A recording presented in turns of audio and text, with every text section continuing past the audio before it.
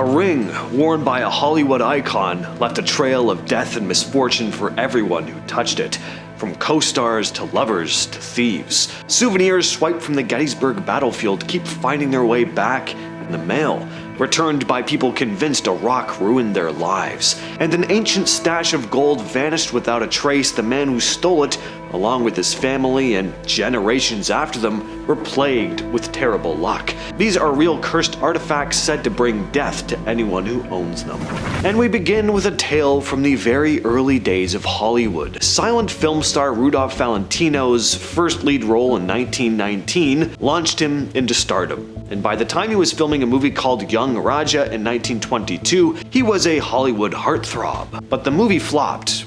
Hey, no sweat. Every actor's been in some duds, but this was only the beginning of a streak of bad luck, and some say that his misfortune was thanks to a tiger's eye ring he started wearing during the shoot. In the years that followed, Valentino went through 2 messy divorces, he got arrested and tried for bigamy, and he went on to fight with his studio over money. Then in 1926, Valentino suddenly collapsed at the Hotel Ambassador in New York. He had brutal stomach pain. At first, doctors thought it was appendicitis, but once they opened him up, they realized it was way worse. He had perforated ulcers and peritonitis, which is basically a serious infection in the lining of your abdomen. For a minute, it actually looked like he might pull through, but a few days later, the infection spread. He developed pneumonia, and without antibiotics back then, there wasn't much doctors could do. Just a little over a week after that collapse, he was dead at only 31. But this is not where the story ends. Not by a long shot. His fiancée, actress Paula Negri, started wearing the ring, and she ended up getting seriously ill. She gave it to her lover, singer Russ Columbo, who was then killed in a freak shooting accident. Columbo's best friend Joe Casino then took it, only to die after being hit by a truck. His brother Del took it next, and then it was stolen by a burglar. Lucky for him too, because that thief, James Willis, was later killed by police. He died with the tiger eye ring still on his finger. Today, the ring's locked away in an LA bank vault, which of course has been robbed since it's been there. People have been known to take rocks from the Gettysburg battlefield, thinking, it's just a harmless souvenir. But then they've mailed them back with desperate letters about all the terrible stuff that happened after. A park ranger named Maria Brady says the park regularly receives packages with stones, twigs, or dirt, and, notes like, "I took this and everything went wrong, please, I'm sorry." One guy returned 3 rocks in 2006 after a string of injuries, a divorce, and a prison sentence. Another person returned a single stone and wrote that they'd lost their job, gone through multiple surgeries, and had every relationship fall apart since taking it. The park doesn't advertise this stuff, but the rangers take it seriously. They've got a whole file full of apology letters. The gold of Tolosa is this ancient treasure that's been blamed for death, betrayal, and plain old bad luck for hundreds of years. The story goes back to 106 BCE, when Roman general Quintus Servilius Capio plundered a massive stash of gold and silver from the Gauls in Tolosa, which is modern-day Toulouse in France. There were about 15,000 talents, which would be worth billions today, but right after the general took it, everything went to hell. The treasure mysteriously vanished while being transported. Some say bandits stole it, others think Capio had just stashed it for himself. Either way, nobody saw it again. Then Capio's army was wiped out, and he was exiled from Rome, stripped of his citizenship, and fined so much it just ruined his family. People started saying the treasure was cursed, and Capio was just the first to fall. His descendants didn't fare any better. His son was killed during war, and his great-grandson was Marcus Junius Brutus, the same Brutus who killed Julius Caesar, and later took his own life after losing the Battle of Philippi. Back in 1857, during the Indian Mutiny, a British soldier named Colonel W. Ferris took what he thought was a valuable purple sapphire from the Temple of Indra in Kanpur. He brought it back to England, and pretty soon his life started to fall apart. His finances started to suck, his family members got seriously ill, and just bad luck seemed to follow them everywhere. At first, Ferris chalked it up to just life being life. Bad things happen, and sometimes, unfortunately, all at once. But after he loaned the gem to a family friend who later took their own life, he started to suspect that maybe something else was going on. By 1890, the gem had ended up in the hands of Edward Heron Allen, a scientist and writer. He was not a superstitious guy at all.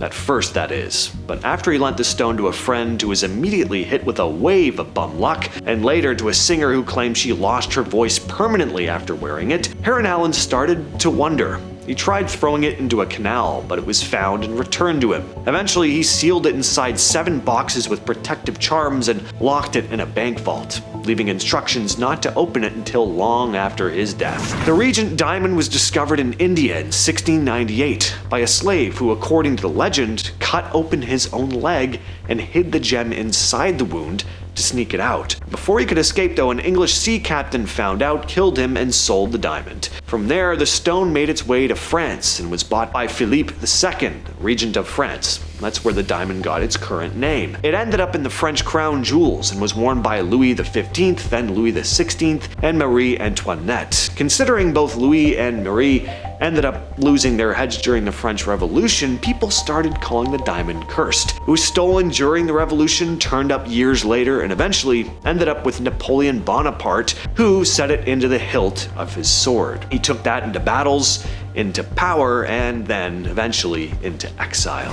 The Black Prince's Ruby. At first glance, it looks like one of the crown jewels of England. And technically it is, but the Black Prince's Ruby isn't actually a ruby at all. It's a giant red spinel. A spinel is a gemstone that looks a lot like a ruby, but is actually a different mineral. Anyway, the stone first shows up in history in 1362, belonging to Abu Sa'id, the last Sultan of Granada. He arranged a peace meeting with King Pedro of Castile, but he was killed, some say by Pedro himself. The gem was taken from his body, and people say the act of betrayal kicked off what's referred to as the Sultan's Curse. Pedro gave the stone to Edward of Woodstock, better known as the Black Prince, and he never became king. He died of a mysterious illness. His son Richard II took the throne, but he was killed. Then came Henry IV, who died from disease. His son Henry V inherited the stone and wore it into battle. He survived, but the bad luck didn't stop there. The gem kept getting passed down through rulers who died young, were executed, or ended up exiled. It's now set into the imperial state crown, on display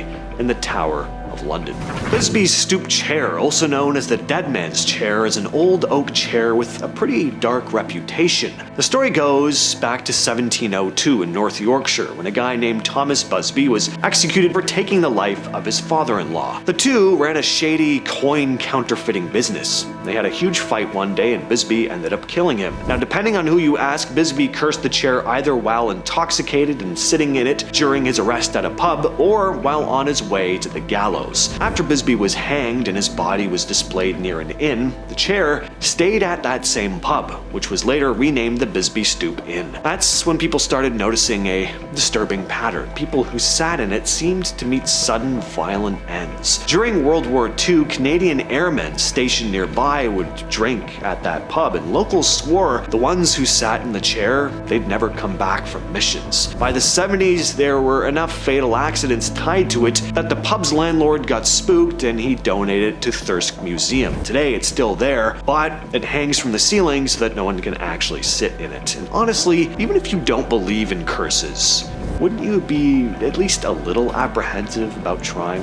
The Black Orlov diamond is one of the most famous cursed gems in the world. The story behind it is brutal. The story goes that it was stolen from a Hindu temple in southern India, where it had been used as the eye of a statue of the god Brahma. The moment it was taken, the gem was supposedly cursed by a priest who caught the thief in the act. From that point on, death and disaster seemed to follow whoever owned it. In the 30s, a New York diamond dealer named J.W. Paris took the gem to the US to try and sell it. Not long after, he ended up jumping to his death from a Manhattan skyscraper. Then 2 Russian princesses who owned the diamond, they also took their own lives within a few years of each other. Eventually, a diamond dealer named Charles F. Winson bought it, had it recut and mounted onto a brooch with dozens of white diamonds. Some say he did it to break the curse, but that part's just speculation.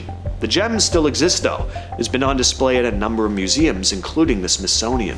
The Moon of Baroda is a 24-karat yellow diamond with a reputation that you probably wouldn't want attached to your jewelry. It was found about 500 years ago in India and spent centuries in the hands of a royal dynasty that ruled parts of the country. In the mid-1700s, it made its first trip overseas. It was briefly owned by Empress Marie Therese of Austria, mother of Marie Antoinette. After her death, the diamond went back to India, and some people blamed her fate on the diamond's curse. Then, all the way in 1953, Detroit jeweler Mayer Rosenbaum bought it and strung the diamond on a leather cord and had Marilyn Monroe wear it while promoting the musical Gentlemen Prefer Blondes. Well, that same year, her career and personal life started to spiral. The Moon of Baroda has popped up at auctions in 1990 and 2018, but both times the buyer stayed anonymous, so who knows what happened to them.